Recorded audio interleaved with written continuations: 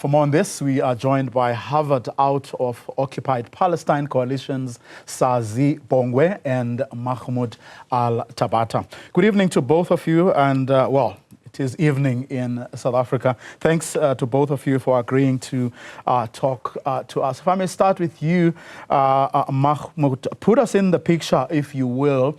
What happened today at your campus? Yeah, so yesterday we had started the encampment. It's called the Harvard Liberated Zone, and it is in solidarity with Gaza. And today is day 2. We are still going strong despite repression by administration and by a national outrage against pro-Palestinian protesters protesting an ongoing genocide in Gaza, as you mentioned earlier. But today we are joined by so much community and solidarity at the encampment, and it is just a very beautiful sight on campus. It has been very peaceful, and so far has shown a lot of students have shown a lot of support and a lot of gratitude to what we were organizing today to show solidarity to Gaza. I mean, Sazi, for you, I mean, someone would have witnessed your Fees Must Fall protests and movement. From what has been happening there over the past few days, would you even compare what you've witnessed with what we've seen here in South Africa a few years ago? I mean, yes and no. In many ways, it's a completely different situation here. I mean, I remember I was at home when South Africa's ICJ hearings were being done at The Hague. And the following day at the United States Embassy in Sandton, that was an environment in which I had no fear. I wasn't hiding my face. I knew my friends were there with me. We all believed the same thing. Whereas here in the United States, this repression, this targeting and doxing of students, that is just completely different, especially, so the way that the Palestinian question is treated couldn't be more different. In terms of the nature and the scale of the protest, where there is a similarity is the intense militarization of the campuses. We're seeing police cars driving around every day. We are seeing Harvard Yard, which is the central area for students, where all students pass through for class, but also one of the tourist centers of Harvard University, where so many people come and take photos, locked down to anyone who doesn't have a Harvard ID, even preemptively. When we hadn't done our encampment, when we hadn't started anything, this was on Monday or much before, when only rumors of other campuses were starting. The yard was already blocked down, and this is so reminiscent of the ways in which WITS and UCT are still dealing with militarization today, closed off access to campus. So there are similarities and there are differences, but unfortunately, the repression is one of those similarities. Mahmoud, I mean, what sort of solidarity movement is, in other words, are the students or the university community getting any form of solidarity and support from other, people, lobby groups outside of universities? So we have a lot of public support from Palestinian platforms all across the globe, along with different groups. I know a lot of Pan-African solidarity groups, a lot of solidarity groups that do work with Latino civil rights have also called our encampment a very big display of solidarity and a very big action to protest against the ongoing genocide in Gaza and Harvard's complicity with their investments inside the Israeli military and illegal settlements inside the West Bank. With the methods of solidarity, even on campus, we have students from all backgrounds, whether Palestinian like me, South African like Sazi, or different communities inside America or around the globe in general, who have shown their support for this encampment and have organized alongside with us. And they are very devoted to their goals to ensure that Palestinian liberation is achieved within our lifetimes, and that the Palestine question for liberation is one that affects all of us deeply. Has there been any clashes with pro-Israeli groupings, Sazi? In small numbers, and that's why we've been so heartened. We had roughly 500 people come out to our demonstration yesterday. One or two fringe dissenters, but the overwhelming majority of the student body of the Harvard community, the people of Harvard, the people who comprise this institution centrally, support the Palestinian people and reject what is going on, the genocide in Gaza, and call upon the university to divest immediately, because we reject the fact that the tuition money that we pay is going towards the funding of the apartheid Israeli regime. So the Palestinian support entirely drowns out any dissenting Israeli support on this campus.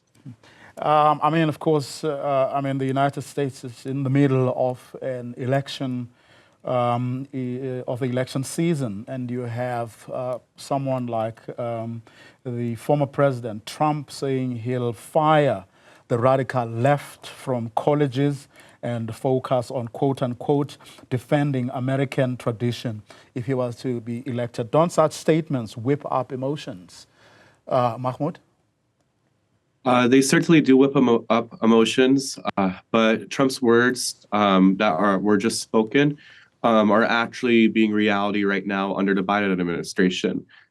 This problem that we're seeing with Palestine, party does not discriminate by it.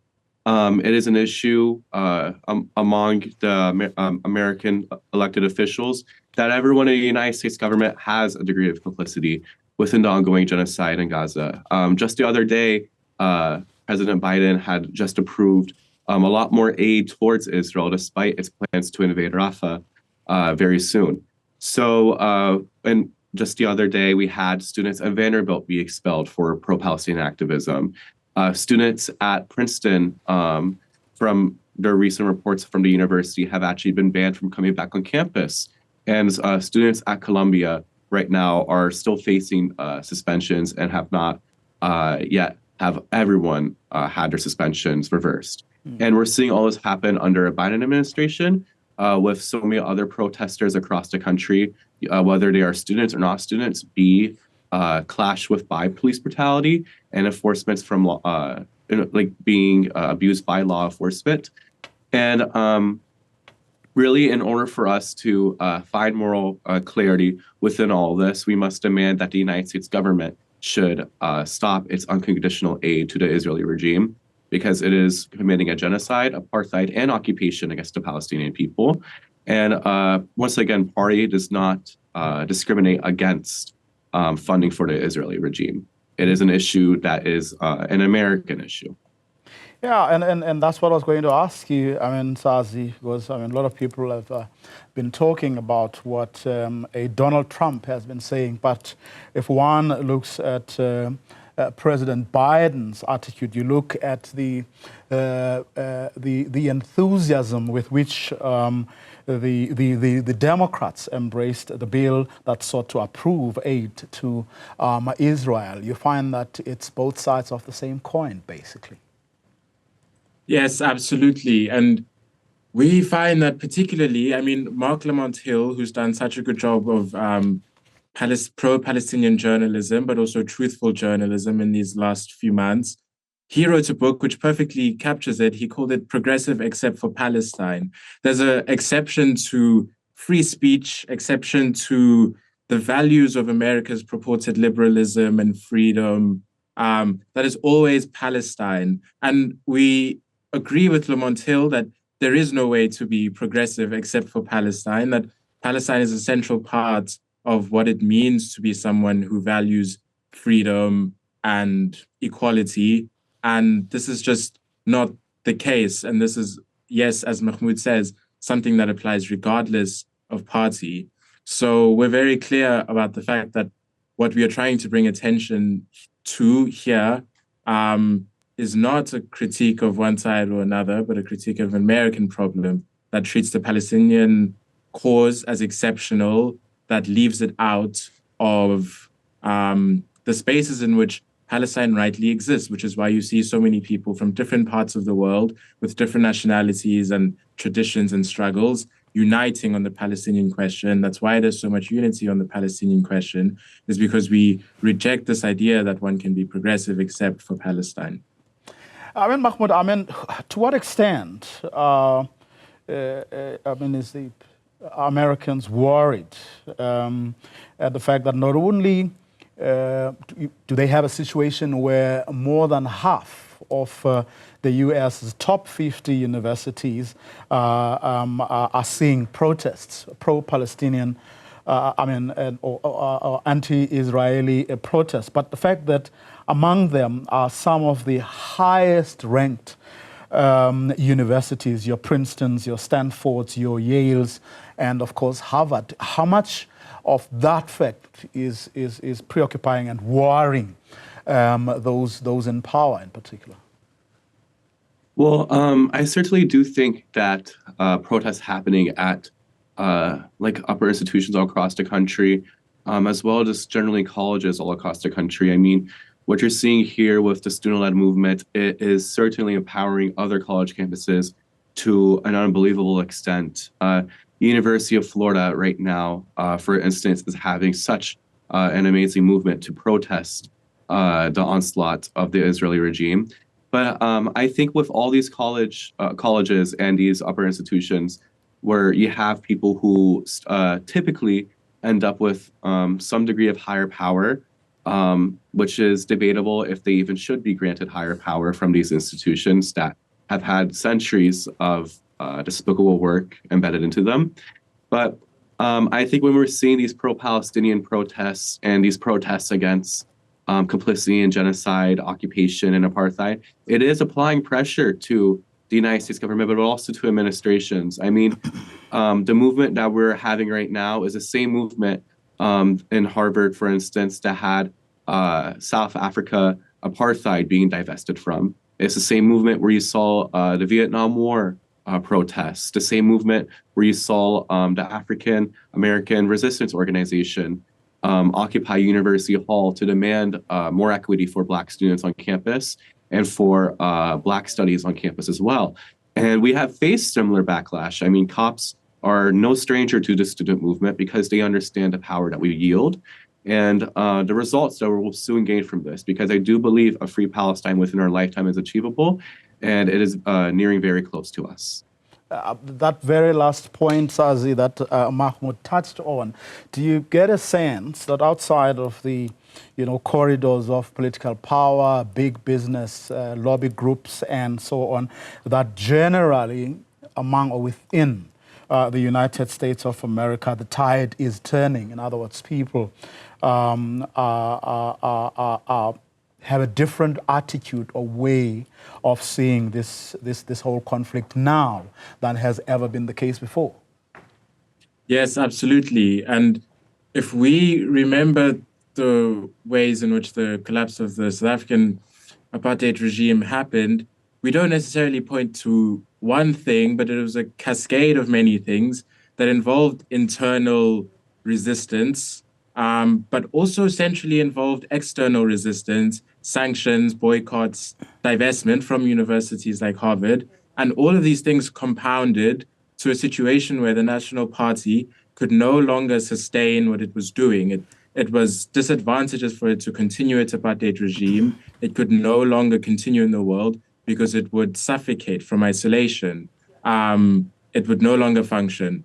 And that is our part to play here as students in America, in this institution that's so deeply invested and embedded in apartheid Israel, is to make it harder for Israel to continue to justify and to sustain what is happening, what it's doing to the Palestinians, which the ICJ, of course, called a plausible genocide. It's a genocide against the Palestinians. So we believe that this nationwide consensus amongst the overwhelming majority of people at US universities that are deeply invested and that have ties to Washington, all of this pressure will amount to something. It is amounting to something. What it's amounting to is a clear message that what Israel is doing is tolerable. It can't go on. And this is one brick, and brick by brick, the apartheid wall, is going to fall because Israel will not be able to continue. Okay, let me thank both of you for your time. Harvard out of Occupied Palestine Coalition's Sazi Bongwe and Mahmoud Al-Thabata.